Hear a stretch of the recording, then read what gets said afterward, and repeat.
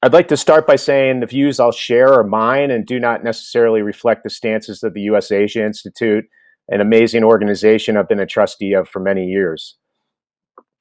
Since my days working with DMG, I authored a book, Feeding the Dragon Inside the $1 Trillion Dilemma Facing Hollywood, the NBA, and American Business, detailing my 20 years of colorful interaction with China. Through the process, I've become a thought leader in the US China space, whether in the business community, the world of academia, or Washington, D.C. Though my thoughts on this complicated bilateral relationship have developed over the years, my mission has always remained steady. The US and China either continue to coexist through the bond formed by the exchange of culture and commerce, or we consciously start a Cold War between the world's only two superpowers. I strongly believe that, and I'm fighting hard to keep such a necessary exchange ongoing.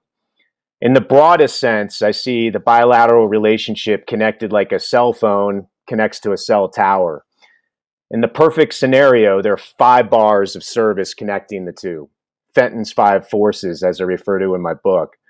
I compare those 5 bars to that of the diplomatic forces that either connect our nations or distance them: politics, national security, human rights, culture, and commerce. Over my 20 years of working between the two superpowers, I've learned and absorbed much. As both spectator and participant in a bilateral ecosystem, my roles included that of business partner, conduit of diplomacy, colleague, business competitor, and almost always a friend. The knowledge and experience acquired from those perspectives leads me to believe that the US and China can continue to coexist happily in a collaborative yet competitive relationship, while also sharing little common ground with 3 of those diplomatic forces: politics, national security, and human rights. Why? Because of the other 2 forces, culture and commerce. Those forces provide a real chance for the US and China to connect and bond. There's lots of proof of that already. My book showcases Michael Jordan, LeBron James, Nike, Michael Phelps, and the NBA on one hand, Marvel, Disney, Robert Downey Jr., and Hollywood on the other. In forging the bilateral exchange of culture and commerce, and in continuing to do so, there will always be connective tissue between the superpowers. The cell service will work. However, if the bilateral collaboration stops with those 2 forces, the final 2 bars of cell service will go blank, and the connection between cell phone and cell tower ends, and the world's 2 superpowers stop communicating. And we cannot go there. Our 2 countries must keep that from happening. And as a father, I will do everything I can to keep my son and daughter from growing up in a world where our 2 nations are engaged in a Cold War or even worse. So that's why I'm here, to offer a potential answer to the question, how could China better communicate? And I'll use America rather than the world because I'm American. And I believe the answer is both achievable and practical. And most importantly, it lays the groundwork to tackle even larger bilateral challenges down the road. Simply, China needs to let Americans freely communicate with each other while inside our own nation's borders, and allow that without the threat of market retaliation. Recognize and respect Americans' free rights while on our own land. On August 21st of 2019, a delegation of us accompanied U.S. congressional members Titus, Kirkpatrick, and Lowenthal on a meeting with your Vice Foreign Minister. In paraphrasing his words to the group, he said, "China's system of government has worked very successfully. It has created amazing opportunities for our people, lifting hundreds of millions out of poverty. The U.S. has a good system too, but it's good for the U.S., not China.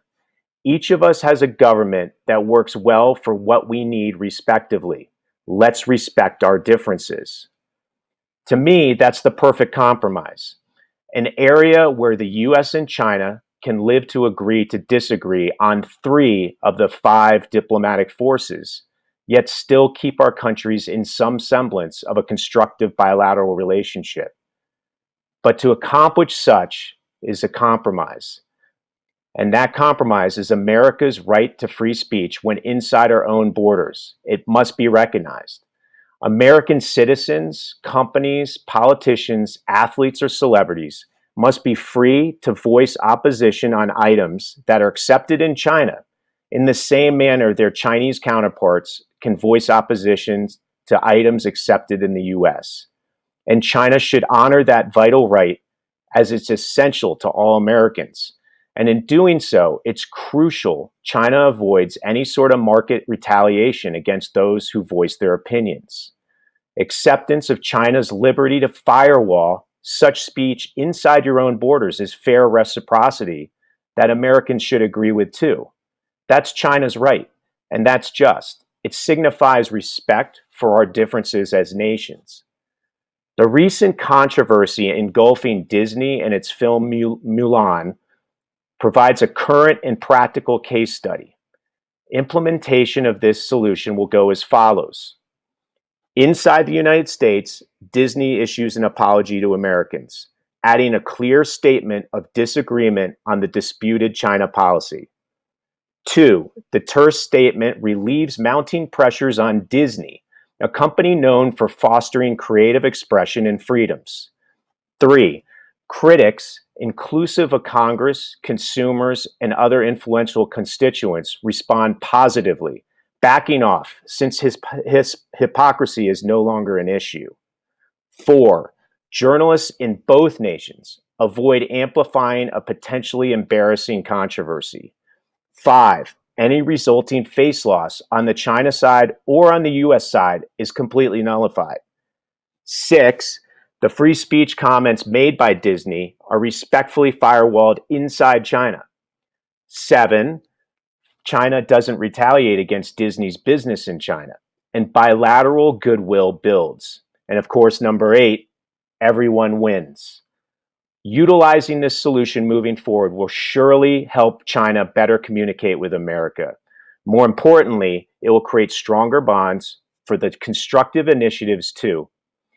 For companies such as Disney, Nike, Netflix, Activision, or Paramount, entities like the NBA, industries like Hollywood, sports, or tech, or celebrities like LeBron James, Phil Knight, or Daryl Morey, the ability to speak freely about subjects that Americans disagree with mitigates face-losing stress from politicians, consumers, and constituents challenging them to speak up.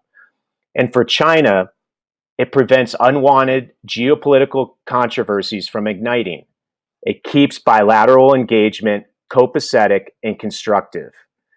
Bottom line, the massive economic value of bilateral commercial and cultural exchange has negatively developed into a costly silence among Americans and American companies. But that muteness cannot continue. It has become too combustible of an issue. It must change. Removing this one simple wedge will allow better communication with America and, quite frankly, the rest of the Western world too. And with it, the bilateral relationship will blossom as well. Stay healthy and safe during these challenging times. Thank you and Godspeed.